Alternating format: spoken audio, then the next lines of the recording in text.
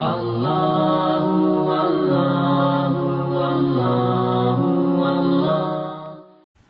کا بھی ایک حق ہوتا ہے، اور اس وقت بھی ہوتا جب والدین اس قابل بھی نہ رہے کہ اولاد کی کوئی خدمت کر سکے۔ 2 رکعت نماز۔ سوال یہ ہے کہ مولانا، کل جو میں نے کہا ام لیلا کا واقعہ اور ام داؤد کا واقعہ، کیا اولاد کی پریشانیاں والدین دور کر سکتے ہیں اپنی کرسی پہ 2 رکعت نماز پڑھ کے؟ کرسی پہ بیٹھے بیٹھے 2 رکعت نماز پڑھ کے اولاد کی پریشانی دور کر سکتے ہیں۔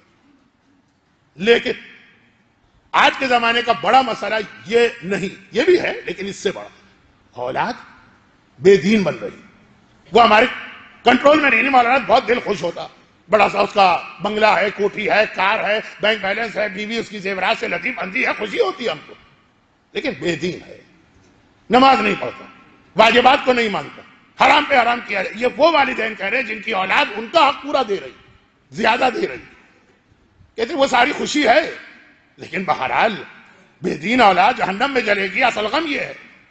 تو میں نے کہا کہ چلیں، میرے ہاتھ میں 2 دن سے درد بھی زیادہ، پھر بھی یہ دعا بتا دوں، گرچہ اس کو لکھنے کی ہمت نہیں، طاقت نہیں۔ آیت اللہ تقی بہجت ہمارے وہ مرجع ہیں جن کا فی الحال تعارف کرانے کی ضرورت نہیں، ہو سکتا ہے 2 نسلوں کے بعد جو نسل آئے تو انہیں بتانا پڑے، لیکن بہرحال فی الحال ضرورت نہیں۔ صاحب اعجاز، جو معصومین کے معجزات آج کی نوجوان عقل میں نہیں آ رہے، وہ معجزات ان کے لوگوں نے اپنی آنکھوں سے دیکھے، اور سنی سنائی بات نہیں، اتنے سارے لوگوں نے۔ تو اب میں پھر ذرا سا موضوع سے ہٹا، وہ ایک خاص عمل بتاتے تھے کہ اگر کسی کا مسئلہ یہ ہے کہ اس کی اولاد سیدھے راستے سے ہٹی ہوئی، نہ کوئی نصیحت اثر کرے، نہ کوئی مجلس اثر کرے، نہ کوئی اور عمل اثر کرے۔ ایک عمل ہمارے یہاں بہت مشہور ہے، لیکن بہرحال وہ زیادہ تر عورتوں کا عمل ہے بہت مشہور۔ مولانا ایسا بیٹا ہمارے ہاتھ سے نکلا، اس کی بیوی نے 5 روپے کا الو خرید کے اس کو کھلا دیا۔ یہ 5 روپے کا الو، جب یہ پوچھا تھا مجھ سے، اس وقت الو 5 روپے کا ملتا تھا، کالا الو۔ تو خیر اب وہ تو ایک مسل مشہور ہے، اور یہ ابھی بھی پاکستان میں آپ دیہاتوں اور گاؤں میں جائیے، ابھی بھی یہ ہوتا۔ یہ یقین ہے کہ اس کے ذریعے سے پورا اپنے کنٹرول میں آ جائے۔ وہ والی دینداری نہیں چاہیے جو کالا الو کھلا کے مثلا حاصل کی جائے، اس میں آئے گی بھی نہیں کوئی۔ سارے عمل کر لیے، ساری دعائیں پڑھ لی، سارے جتن کر لیے، آپ کی مجلس میں بھی لے کے آگے، وہ تو اور فرنٹ ہو گیا۔ یہ تو ان کا جواب تھا۔ اور یہ ہے کہ وہ نصیحت بھی کر لی۔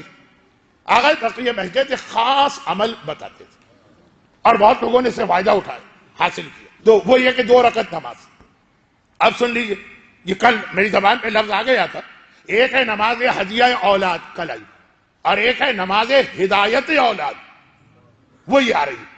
میں نے کل کہا تھا نا کہ والدین کے لیے تو ہم 1 نماز پڑھتے ہیں، اولاد کے لیے 2 نمازیں، کیونکہ واقعا دونوں مسئلے باپ کی راتوں کی نیند اڑ جائے گی۔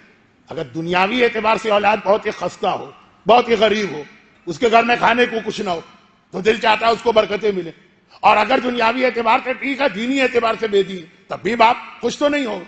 تو 2 مسئلے ہوتے ہیں اولاد کے حوالے سے، کل ہدیہ، آج ہدایت، 2 رکعت نماز۔ یہ والی نماز کا انداز نماز مغفرت والدین ٹائپ کا ہے، اس کا انداز۔ ٹائپ کا مطلب کیا ہے؟ ٹائپ کا مطلب یہ ہے کہ اس میں 2 رکعت، دونوں رکعتوں میں الحمد کے بعد قرآن کی ایک آیت 10 بار پڑھنا۔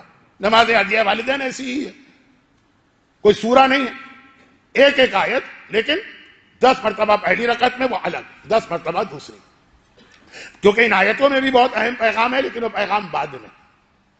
جو میری عادت ہے اس کے اعتبار سے تو میں بیچ میں بات چھوڑ کے مسائل پڑھ کے کہہ سکتا ہوں کل آئیے گا، لیکن نہیں، اس وقت نہیں کہنا چاہ رہا، بات پوری ہو جائے۔ پہلی رکعت میں الحمد کے بعد سورہ ابراہیم، سورہ نمبر 14 14 14 کا لفظ ہمارے یہاں ویسے ہی بڑا مقدس لفظ ہے، وہ سورہ کا نمبر، ورنہ سورہ ابراہیم نام۔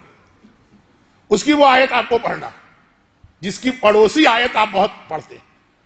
سورہ ابراہیم کی ایک آیت بہت مشہور، وہ جو مشہور آیت ہے یہ اس کے پڑوس میں ہے جو آج بتائی جا رہی، بلکہ پہلے وہ ہے پھر یہ۔ 2 آدمی پڑوس میں رہتے ہیں لیکن راستہ ایسا، جب آئیں گے پہلے ان کے گھر سے گزرے تو پھر یہاں آئیں۔ ایسا کہاں ہوتا؟ ایسا ہوتا ہے مدینے کی مسجد میں، شہزادی کونین کا حجرہ پہلے ہے، رسول خدا کا حجرہ بعد میں ہے۔ جبرائیل جب آسمان سے آتے ہیں پہلے حجرہ فاطمہ پڑھتا ہے، ان کو سلام کرتے ہیں، پھر رسول کے پاس پہنچتے ہیں۔ مدینے میں، یہ مدینے میں ہے، آج بھی ہے.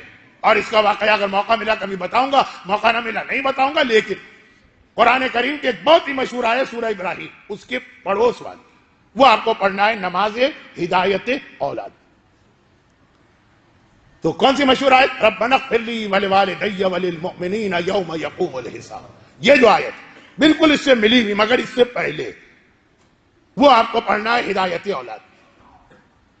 رب اجعلنی مقیم الصلاۃ ومن ذریتی ربنا تقبل دعا. والدین کی آیت میں ہم نے کہا ربنا اغفر لی ولوالدی، ان کی مغفرت فرما. اس میں مغفرت کی بات نہیں آئی ہے، انہیں نمازی بنا. نماز خود ایک بہت اہم موضوع.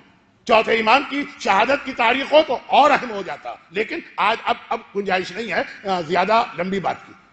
اے خدا مجھے بھی، اور اس میں ایک بہت اہم نقطہ آ گیا تربیت اولاد کا، پوری مجلس.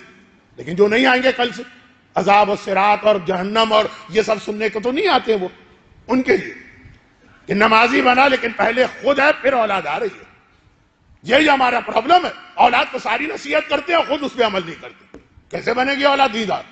لیکن آج کا موضوع نہیں ہے، یہ تو پورا ایک الگ موضوع. رب اجعلنی مقیم الصلاۃ، مجھے بھی نمازی بنا، ومن ذریتی، اور میری اولاد کو بھی. ربنا تقبل دعا، اور کوئی دعا قبول کر کے نہ کر، خدا بندہ یہ دعا ضرور قبول کر. یہ آیت، اب اس آیت کا نمبر کیا ہے؟ 40 آیت نمبر 40 سورہ ابراہیم. 10 مرتبہ یہ آیت. اچھا مجمع کو زبانی یاد ہے، میں نے نہیں پڑھا، اس سے پہلے آپ نے پڑھ دیا اس آیت کو، یہ والی آیت. اور دوسری رکعت میں الحمد کے بعد، اچھا چونکہ ہماری سال کے مجالس کا زیادہ عنوان اولاد کے حوالے سے تھا، ان کی تربیت، اس لیے یہ ساری چیزیں موضوع سے ہٹ کے بھی نہیں، یہ سب آگے چل کے کام آ رہی ہیں. مقیم الصلاۃ کیوں کا، اس میں بھی پہلے اپنا ذکر کیوں کیا. اور یہ دوسری آیت، یہ آیت الحمد کے سورے میں دوسری رکعت، الحمد کے بعد 10 مرتبہ یہ دوسری آیت. سورہ فرقان، سورہ نمبر 25، آیت کا نمبر 74. دونوں کو ملائے تو 99 کا عدد بنتا. 25واں سورہ ہے، 74 نمبر کی آیت. اور یہ جو آیت ہے 74 نمبر کی، اس سے پہلے سے ایک سلسلہ چلا آیتوں کا. وعباد الرحمن، قرآن نے کہا آؤ ہم تمہیں رحمان کے بندوں کی نشانی بتائیں. ہر ایک اپنے آپ کو انی عبداللہ کہنے والے کو اللہ بندہ نہیں مان رہا، ہم بتاتے ہیں. تو بہت اہم آیت ہے قرآن کے تفسیر میں. پورا رمضان میں نے اس میں گزارا، لیکن فی الحال آج کے موضوع سے متعلق ایک آیت، اور وہ یہ کہ ربنا ہب لنا من ازواجنا وذریاتنا قرۃ اعین واجعلنا للمتقین اماما. سورہ فرقان. ربنا ہب لنا، من لدن کا نہیں، ہب لنا من ازواجنا وذریاتنا قرۃ اعین واجعلنا للمتقین اماما. بہت ہی آسان الفاظ، ترجمہ کے بغیر آپ سمجھ گئے کہ اے خدا ہماری بیویوں اور ہماری اولاد کو ہماری قرۃ اعین، آنکھوں کی ٹھنڈک بنا. شرابی بیٹا ہو تو کون سے باپ کی آنکھ کی ٹھنڈک بنے گی؟ بے حجاب بچی ہو تو کون سے باپ کی آنکھ کی ٹھنڈک بنے گی؟ گانے سننے والا نوجوان ہو، کون سے باپ کی آنکھ کی ٹھنڈک بنے گی؟ آنکھ کی ٹھنڈک. ہو سکتا ہے دنیا میں فخر کا ذریعہ بنے. مولانا ذرا دیکھیں میری بچی ہے بہت ہی اچھی گلوکارہ، یہ بھی تعارف لوگوں نے کرایا اپنی بچی کا. میں نے کہا گلوکارہ تو بعد میں بچی کو لاگے، نہیں مولانا بہت چھوٹی بچی ہے. چلے بلائیے، چھوٹی، وہ 22 سال کی. ایسے ہی وہ آ رہی ہے ٹہلتی ہوئی، سلیو لیس جمپر پہنے ہوئے. خیر، تو یہ ہے کہ آنکھوں کی ٹھنڈک نہیں، ہو سکتا دنیا میں فخر کا ذریعہ بنے. ربنا ہب لنا من ازواجنا وذریاتنا قرۃ اعین واجعلنا للمتقین اماما. یہ آیت مکمل. اور ہمیں متقی کا امام بنا. متقی کا امام تو مولا کا لقب ہے. تو کیا یہ آیت صرف مولا کے لیے؟ نہیں، ہمارے لیے بھی. وہ جو پیغمبر کی حدیث ہے کہ ہر آدمی اپنے خاندان کا سربراہ اور امام ہوتا. قیامت میں تم آؤ گے اپنے گھر والوں کے ساتھ آؤ گے، تو اس طرح سے تو آؤ نا کہ آگے آگے تم چل رہے ہو تو پیچھے پیچھے نمازی بیٹا ہو، حجاب والی بیٹی ہو، پابند دین بیوی ہو. پیچھے جو گروہ آ رہا ہے وہ بھی ایسا کہ تمہاری شان بڑھے. معلوم ہے تم آ رہے ہو قیامت کے میدان میں لیڈ کرتے ہوئے، وہ بے نمازی ہے، وہ سور کھانے والا، وہ ہیمبرگر کھانے والا، بے حجاب گھومنے والی، وہ نامحرموں کے ساتھ بیٹھنے والی، ان کا امامت. دنیا میں شاید چل بھی جائے، آخرت میں تو خود ہمیں شرم آ جائے گی۔ خیر، اب یہ آیت کی تفسیر میں بہت سی باتیں آئیں گی، لیکن ایک نقطہ یہاں پر بھی بتا دوں تاکہ جو لوگ ان چیزوں سے ان کو دلچسپی نہیں، اصل موضوع بھی آگے بڑھ۔ پہلی آیت کے اندر نماز اولاد کے لیے بہت اہم فریضہ قرار دیا۔ دوسری آیت میں، آیت اصل میں ہم کو اولاد کے لیے چاہیے، خدا نے کیا کہا؟ ربنا حب لنا من ازواجنا و ذریاتنا، اولاد آنکھوں کی ٹھنڈک بنانا ہے لیکن بیویوں کو شامل کیا۔ پیغام یہ دیا تربیت اولاد کے لیے اس کی ماں کا رول بہت زیادہ اہم ہوتا ہے۔ تربیت اولاد پیدا ہونے سے نہیں شروع ہوتی، شادی کے موقع سے شروع ہوا کرتی ہے۔ بیوی ٹھیک ہوگی تو اولاد کی آنکھوں کی ٹھنڈک ہونے کا امکان ہے۔ اب یہ پورا ایک موضوع آپ بھی اندازہ کر رہے ہیں۔ آج صرف یہ خیال کرتے ہوئے کہ آدھا مجمع کل نہیں آئے گا، وہ آج جس وجہ سے بھی آ گئے، مصروفیات ہیں، ویکینڈ ہے، جو بھی ہے، تو یہ دو چار جو اصل عنوان کے جملے ہیں وہ بھی ان کے کان میں پڑے۔ تربیت کیسے ہوتی ہے؟ نماز کے ذریعے۔ بیوی صحیح ہے، بیوی صحیح ہو تو اولاد صحیح ہوا کرتی ہے۔